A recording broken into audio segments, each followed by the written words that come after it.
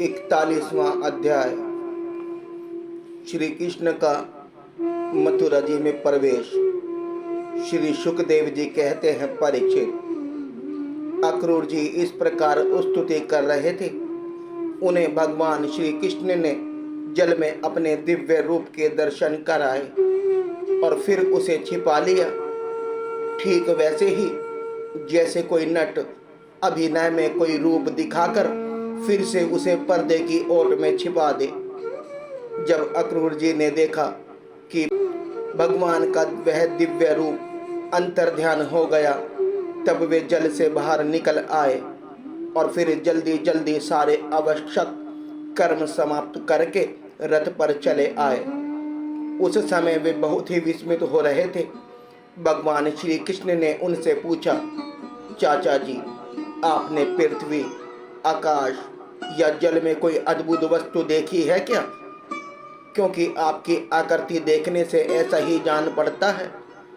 अक्रूर जी ने कहा, प्रभु, पृथ्वी, आकाश या जल में और सारे जगत में जितने भी अद्भुत पदार्थ हैं, वे सब आप में ही हैं, क्योंकि आप विश्व रूप हैं। जब मैं आपको ही देख रहा हूँ, तब ऐसी कौन सी अद्भुत वस्तु रह जाती है जो मैंने नहीं देखी हो। भगवान, जितनी भी अद्भुत वस्तुएं हैं, वे पृथ्वी हो या जल अथवा आकाश में, सब की सब जिसमें है, उन्हीं में आपको मैं देख रहा हूँ। फिर भला मैंने यहाँ अद्भुत वस्तु कौन सी देखी? गांधी नंदन अक्रूर जी ने यह कहकर रथ हाँक दिया और भगवान श्री कृष्ण तथा बलराम जी को लेकर दिन ढलते ढलते वे मथुरापुरी जा पहुँचे। परीक्षित, मार्ग में स्थान स्थान पर गांवों के लोग मिलने के लिए आते और भगवान श्री कृष्ण का तथा बलराम जी को देखकर आनंद मग्न हो जाते। वे एकटक उनकी ओर देखने लगते, अपनी दृष्टि हटा ना पाते। नंद बाबा आदि ब्रजवासी तो पहले से ही वहां पहुंच गए थे और मथुरापुरी के बाहर उपवन में रुककर उनकी प्रतीक्षा कर रहे थे। उनके पास पहुंचकर जगदीश्वर भगवान श्री कृष्ण ने विनती भाव से खड़े अक्रूर जी के हाथ में हाथ डालकर मुस्कुराते हुए कहा, चाचा जी, आप रथ लेकर पहले मथुरापुरी में प्रवेश कीजिए और अपने घर जाइए। हम लोग पहले यहाँ उतरकर फिर नगर देखने के लिए यहाँ आएंगे। अक्रूर जी ने कहा, प्रभु, आप दोनों के बिना मैं मथुरा में नहीं जा सकता। स्वामी, मैं आपका भक्त हूँ। भक्त वत्सल प्रभु, आप मुझे मत छोड़िए। भगवान, आइए चले, मेरे परम हितैषी और सच्चे सुहृद भगवान, आप बलराम जी, ग्वाल बालों तथा नंद राय जी आदि आत्मियों के साथ चलकर हमारा घर सनात कीजिए। हम ग्रस्त हैं, आप अपने चरणों की धूलि से हमारा घर पवित्र कीजिए। आपके चरणों की धोवन गंगा जल या चरणामत से अग्नि, देवता, पितर सबके शब्द तृप्त हो जाते हैं। प्रभु, आपके युगल चरणों को पखार कर महात्मा बलि ने वह यश प्राप्त किया जिसका गान संत पुरुष करते हैं। केवल यश ही नहीं, उन्हें अतुलनीय ऐश्वर्य तथा वह गति प्राप्त हुई जो अनन्य प्रेमी भक्तों को प्राप्त होती है। आपके चरणोदक गंगा जी ने तीनों लोगों को पवित्र कर दिए। सचमुच वे मूर्तिमान पवित्रता है। उन्हीं के स्पर्श से सगर के पुत्रों को सदगति प्राप्त हुई और उसी जल को स्वयं भगवान शंकर ने अपने सिर पर धारण किया। यदुवंश शिरोमणि, आप देवताओं के भी आराध्य देव हैं, जगत के स्वामी हैं। आपके गुण और लीलाओं का श्रवण तथा कीर्तन बड़ा ही मंगलकारी है। उत्तम पुरुष आपके गुणों का कीर्तन करते रहते हैं। नारायण, मैं आपको नमस्कार करता हूँ। श्री भगवान ने कहा, चाचा जी, मैं दाऊ भैया के साथ आपके घर आऊँगा और पहले इस यदुवंशियों के द्रोही कंस को मारकर तब अपने सभी सुहृद स्वजनों का प्रिय करूँगा। श्री सुखदेव जी कहते हैं, परीक्षित, भगवान के इस प्रकार कहने पर अक्रूर जी कुछ अनमने से हो गए। उन्होंने पुरी में प्रवेश करके कंस से श्री कृष्ण और बलराम के लिए आने का समाचार निवेदन किया। और फिर अपने घर गए। दूसरे दिन तीसरे पहर बलराम जी और ग्वाल बालों के साथ भगवान श्री कृष्ण ने मथुरापुरी को देखने के लिए नगर में प्रवेश किया। भगवान ने देखा कि नगर के परकोटों में स्फटिक मणि के बिल्लौर के बहुत ऊंचे ऊंचे गोपुर, प्रधान दरवाजे तथा घरों में भी बड़े बड़े फाटक बने हुए हैं। उनमें सोने के बड़े बड़े किवाड़ लगे हैं और सोने के ही तोरण, बाहरी दरवाजे बने हुए हैं। नगर के चारों ओर तांबे और पीतल की चार दीवारी बनी हुई है। खाई के कारण और कहीं से उस नगर में प्रवेश करना बहुत कठिन है। स्थान स्थान पर सुंदर सुंदर उद्यान और रमणीय उपवन, केवल स्त्रियों के उपयोग में आने वाले बगीचे शोभायमान हैं। स्वर्ण से सजे हुए चौराहे, धनियों के महल, उन्हीं के साथ के बगीचे, कारीगरों के बैठने के स्थान या प्रजा वर्ग, सभा भवन, टाउन हॉल और साधारण लोगों के निवास गृह नगर की शोभा बढ़ा रहे हैं। वैद्युत, हीरे, स्फटिक, बिल्लौर, नीलम, मूंगे, मोती और पन्ने आदि से जड़े हुए छज्जे, चबूतरे, झरोखे एवं फर्श आदि जगमगा रहे हैं। उन पर बैठे हुए कबूतर, मोर आदि पक्षी भांति भांति की बोली बोल रहे हैं। सड़क, बाजार, गली एवं चौराहों पर खूब छिड़काव किया गया है। स्थान स्थान पर फूलों के गजरे, जवारे, जौ के अंकुर, खील और चावल बिखरे हुए हैं। घरों के दरवाजों पर दही और चंदन आदि से चर्चित जल में भरे हुए कलश रखे हैं और वे फूल, दीपक, नई नई कोपले, फल सहित केले और सुपारी के वृक्ष, छोटी छोटी झाड़ियां और रेशमी वस्त्रों से भली भांति सजाए हुए हैं। परीक्षित, वसुदेव नंदन भगवान श्री कृष्ण और बलराम जी ने ग्वाल बालों के साथ राजपथ से मथुरापुरी नगरी में प्रवेश किया। उस समय नगर की नारियां बड़ी उत्सुकता से उन्हें देखने के लिए झटपट अटारियों पर चढ़ गई। किसी किसी ने जल्दी के कारण अपने वस्त्र और गहने उल्टे पहन लिए। किसी ने भूल से कुंडल, कंगन आदि जोड़े से पहने जाने वाले आभूषणों में से एक ही पहना और चल पड़ी। कोई एक ही कान में पत्र नामक आभूषण धारण कर पाई थी, तो किसी ने एक ही पांव में पाजे पहन रखा था। कोई एक ही आंख में अंजन आंज पाई थी और दूसरी बिना आंजे ही चल पड़ी। कई रमणियां तो भोजन कर रही थी, वे हाथ का कौर फेंक कर चल पड़ी। सबका मन उत्साह और आनंद से भर रहा था।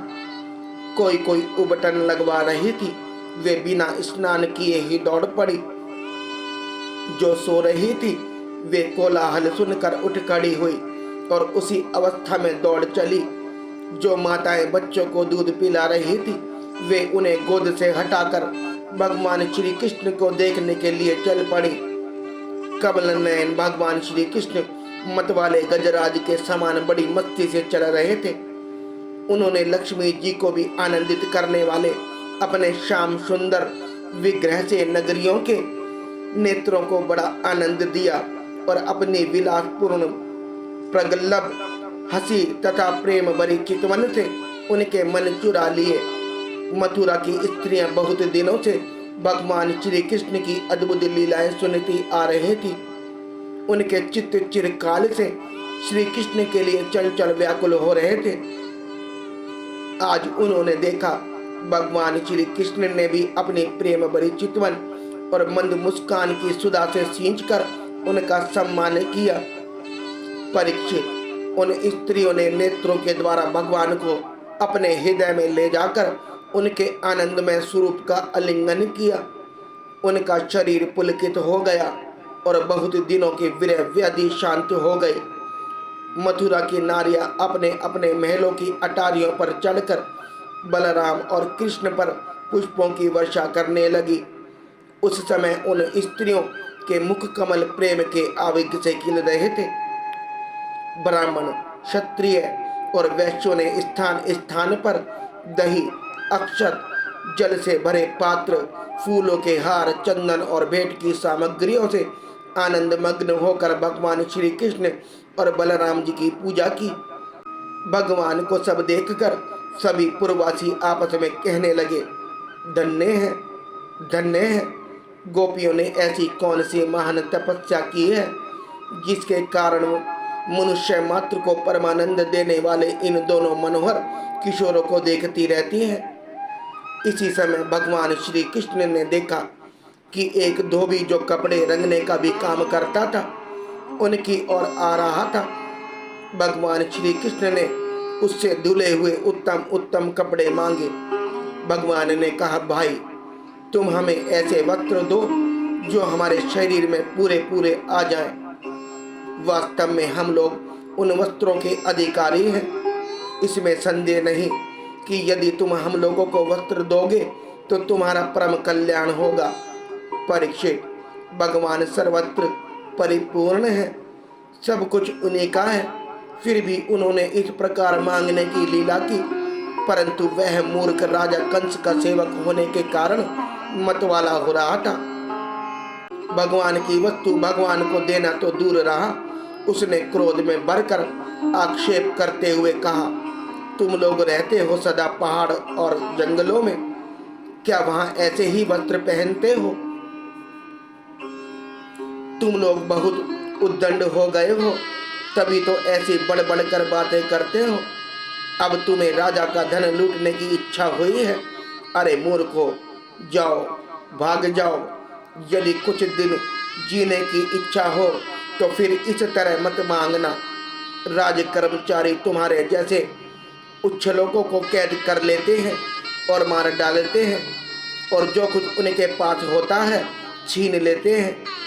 जब वह धोबी इस प्रकार बहुत कुछ बहक बहक कर बातें करने लगा, तब भगवान श्री कृष्ण ने तनिक कुपित होकर उसे एक तमाचा जमाया और उसका सिर धड़ाम से धड़ से नीचे जा गिरा। यह देखकर उस धोबी के अधीन काम करने वाले सब के सब कपड़ों के गट्ठुर वहीं छोड़कर इधर उधर भाग गए। भगवान ने उन वस्त्रों को ले लिया। भगवान श्री कृष्ण और बलराम जी ने मनमाने वस्त्र पहने लिए तथा बचे हुए वस्त्रों में से बहुत से अपने साथी ग्वाल बालों को भी दिए। बहुत से कपड़े तो वहीं जमीन पर ही छोड़कर चल दिए। भगवान श्री कृष्ण और बलराम जब कुछ आगे बढ़े तब उन्हें एक दर्जी मिला। भगवान का अनुपम सौंदर्य देखकर उसे बड़ी प्रसन्नता हुई।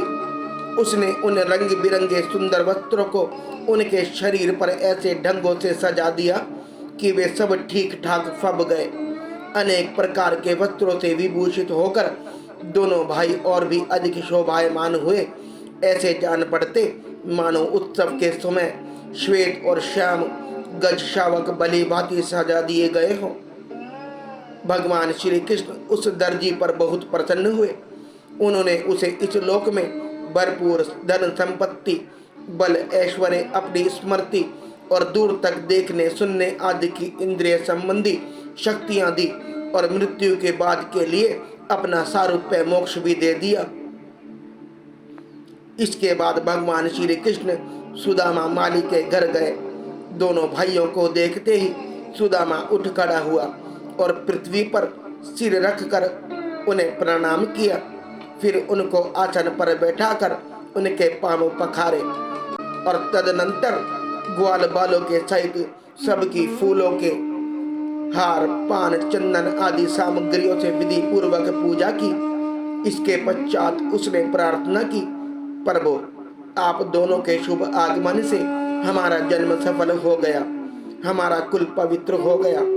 आज हम पितर, ऋषि और देवताओं के ऋण से मुक्त हो गए। वे हम पर संतुष्ट हो गए। आप दोनों संपूर्ण जगत के परम कारण हैं। आप संसार के अभिवृद्धि, उन्नति और निश्रेयस मोक्ष के लिए ही इस पृथ्वी पर अपने ज्ञान, बल आदि अंशों के साथ अवतरीण हुए हैं। यद्यपि आप प्रेम करने वालों से ही प्रेम करते हैं, भजन करने वालों को ही भजते हैं, फिर भी आपकी दृष्टि में विषमता नहीं है, क्योंकि आप सारे जगत के परम सुहद और आत्मा हैं। आप समस्त प्राणियों और पदार्थों में समरूप से स्थित हैं। मैं आपका दास हूँ। आप दोनों मुझे आज्ञा दीजिए कि मैं आप लोगों की क्या सेवा करूं। भगवान, जीव पर आपका यह बहुत बड़ा अनुग्रह है। पूर्ण कृपा प्रसाद है कि आप उसे आज्ञा देकर किसी कार्य में नियुक्त करते हैं। राजेंद्र, सुदामा माली ने इस प्रकार प्रार्थना करने के बाद भगवान का अभिप्राय जानकर बड़े प्रेम और आनंद से भरकर अत्यंत सुंदर सुंदर तथा सुगंधित पुष्पों से गुथे हुए हार उन्हें पहनाए।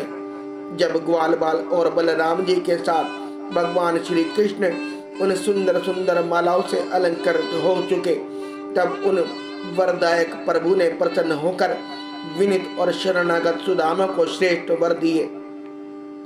सुदामा माली ने उनसे यह वर मांगा कि प्रभु, आप ही समस्त प्राणियों के आत्मा है, सर्वस्वरूप आपके चरणों में मेरी अविचल भक्ति हो, आपके भक्तों में मेरा सौहार्द मैत्री का संबंध हो और समस्त प्राणियों के प्रति अहेतुक दया का भाव बना रहे। भगवान श्री कृष्ण ने सुदामा को उसके मुंह मांगे वर तो दिए ही, ऐसी लक्ष्मी भी दी जो वंश परंपरा के साथ बढ़ती जाए और साथ ही बल, आयु, कीर्ति तथा कांति का भी वरदान दिया। इसके बाद भगवान श्री कृष्ण बलराम जी के साथ वहां से विदा हुए।